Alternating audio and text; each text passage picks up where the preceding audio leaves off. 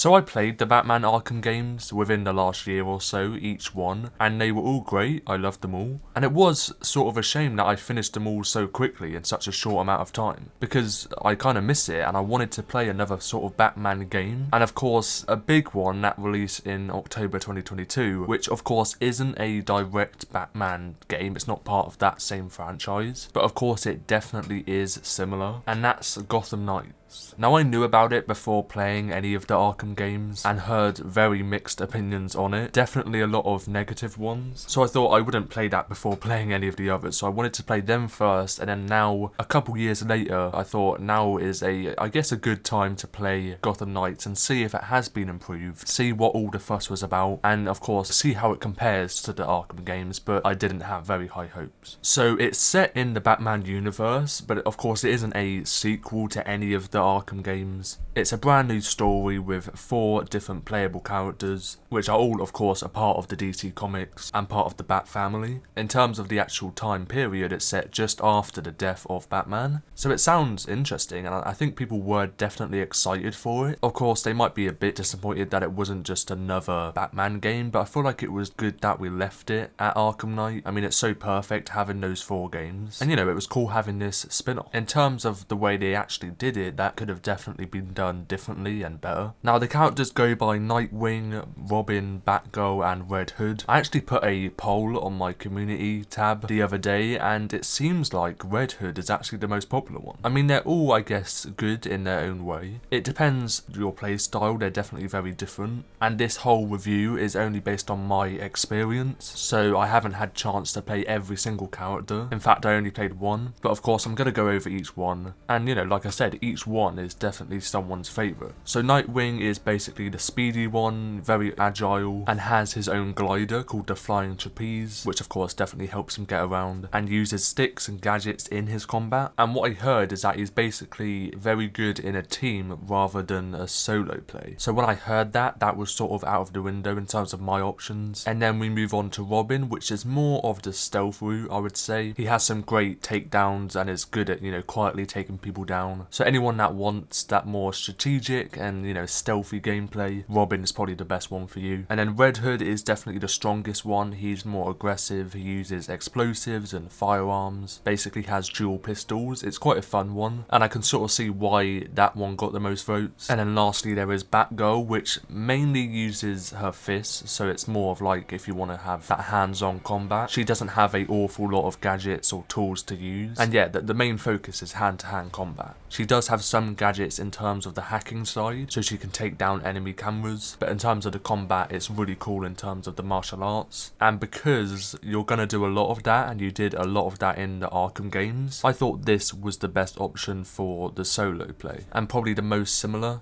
and also uses batarangs, so similar to Batman there, as well as a cape to glide around, and can even grapple on with grappling hooks. So definitely Batgirl is the most similar to the Arkham gameplay, which is the main reason why I chose it, but I sort of knew straight away from the complaints I did hear that it wasn't going to be as good, because you're not going to play as Batman, so it's going to be a bit more stripped down. And I saw that in the animation, definitely, when you're grappling and gliding around. It just isn't as fluid. I felt like in the Arkham games it was so fun to do because it was so fluid and so smooth, whereas this, it definitely feels a lot more clunky. It's not as fast, it's very slow. It's still sort of fun. I'm not saying it's a hassle to, you know, traverse around. I still was doing it a lot, but that's mainly just to sort of get used to it. And after a while I did sort of, but it just never felt the same. And they definitely could have improved or just smoothened up some of the animations when you land or when you grapple onto stuff. It just wasn't a very smooth transition, basically. And I think a lot of people can agree with that. Apart from, like I said, some of the areas being a bit smoother maybe. Luckily there wasn't any bugs that I did encounter. Nothing game breaking, because I knew that was also an issue in terms of the performance. So it looks like they have definitely improved it on that side. They've definitely done some updates over time. Now, I played this game on PC and it did seem to play fairly smooth. I mean, I'd be lying if I said there wasn't any FPS drops at any point.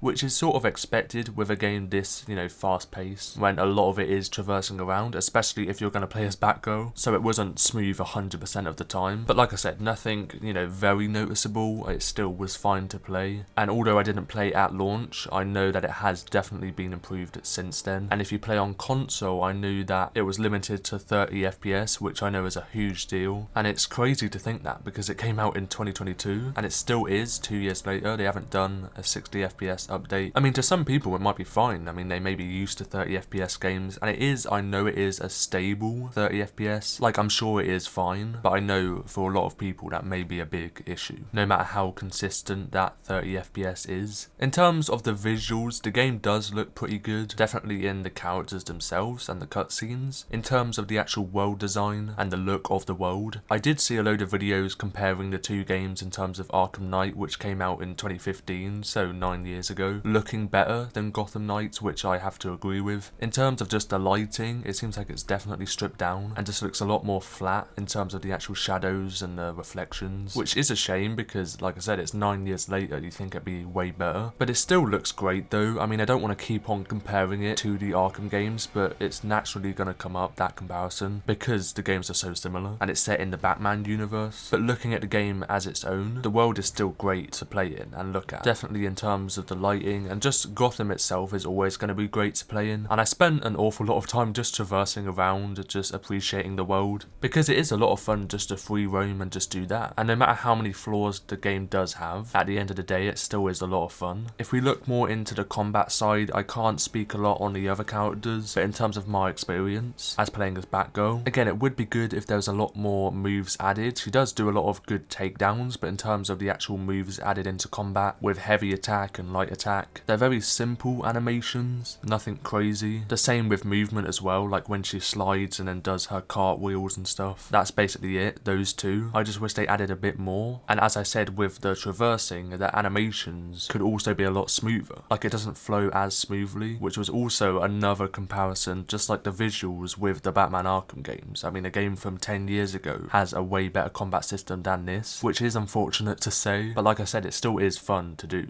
But after a while, because it's not so varied, it can become a little bit repetitive. And that's not if you're just, doing the same attack over and over. Like, even if you tried your hardest to switch it up and, use different moves and equipment, at the end of the day, it still is very basic. For something that you do all the time in this game, just like traversing as well, like, those are the two most important factors in a way. If we move on to the story a little bit, first off, the intro to the game is amazing. It really does set the tone for the game, and I was honestly blown away. I was so in awe of the opening cutscene, which actually goes on for 15 minutes, but at no point was I bored, or it didn't drag at any point, because it just is so good at setting the tone of the game, and it's just a great way to open it. It just instantly kicks off, and I was shocked because I heard many complaints about the game. Of course, I didn't really know what, because I didn't look too much into it, but because there was so much backlash, I was not prepared for the first 15 minutes to be so good, and probably one of the best parts of the game, if not the best. I would say spoilers, but it is in the first 10 minutes of the game, and it's very obvious that, as I said, this game is set after Batman's death. So basically, the opening scene shows Batman dying, as he fights Ra's al Ghul as his final battle, which we then see the four main Gotham Knights as they uncover his body.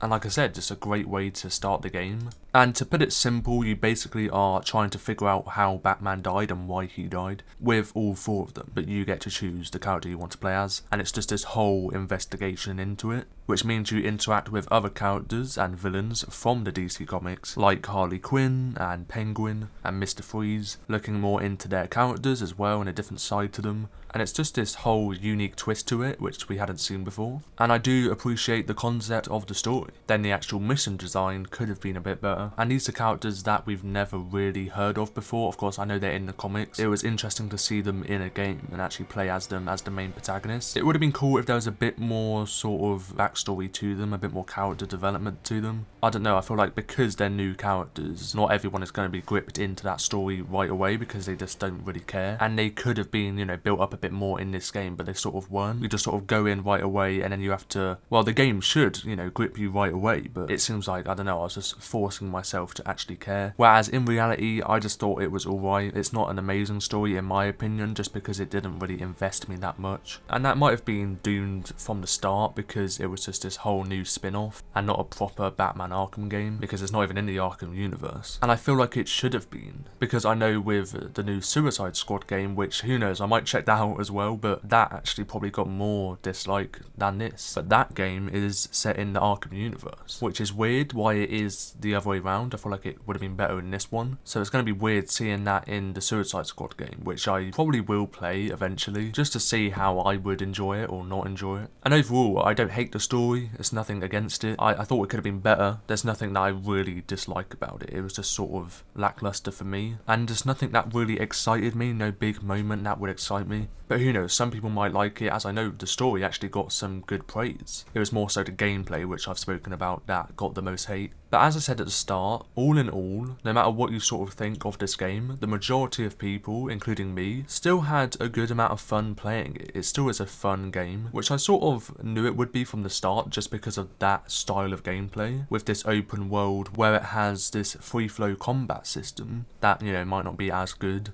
but it's still good in the sense that there's a lot of freedom there, especially in the mission design, because a few of the missions is basically just up to you to find a criminal and then that would start the mission. It's not like overly clear exactly what you have to do. It's not like so scripted, which, you know, might be a very positive thing for some people, because it's basically free in how much you want to do and how you want to go about a mission, which I do appreciate that. And just like the Batman Arkham games, it's basically, you know, you go here, then you go there, and it's just back and forth. And sometimes that may be boring in some games, than it is a lot of the time. But if there's a good traversing system, which there is, I mean there is flaws to it as I mentioned, but it is overly good, and you know, an alright combat system that's free flowing with a bunch of criminals that you can find just as you go about the world. I do feel like there could have been more though in terms of the actual population. There were some areas where they didn't really spawn, where you actually had to meet them there, so you had to go away and then come back because they didn't spawn. And it's weird, I just feel like there could have been a bit more that just filled up the world so you don't have to travel so far to find someone. There's still a good amount, but I don't know, I feel like, again, compared to the Arkham games, it wasn't overly populated with them. So I think that's where I end my review of Gotham Knights in 2024, 2 years after it released, literally this month, October. That's why I thought it would be a great time to eventually check it out. And I'm glad I have, in a way. It's not one of my favourite games, but I did have a good amount of fun. And I also sort of knew that before going into it. I didn't have very high hopes. I kept my expectations to a limit. But all in all, if you like this style of game, you'll have a good amount of fun, but there is definitely a good amount of flaws to it, which some people might find a bigger issue than others. If you did enjoy this video, then let me know by tapping that like button down below. And if you enjoy single player and multiplayer games as well, then that's what this channel was all about. I have various playlists on a selection of games, so you can subscribe to the channel if you'd like to. If you'd like to support me any further, then you can become a member at either level 1 or 2 to gain access to various perks. Then tap the join button on the channel. Thank you all for the support and watching until the very end. Now that was Gotham Knights in 2024, and bye bye.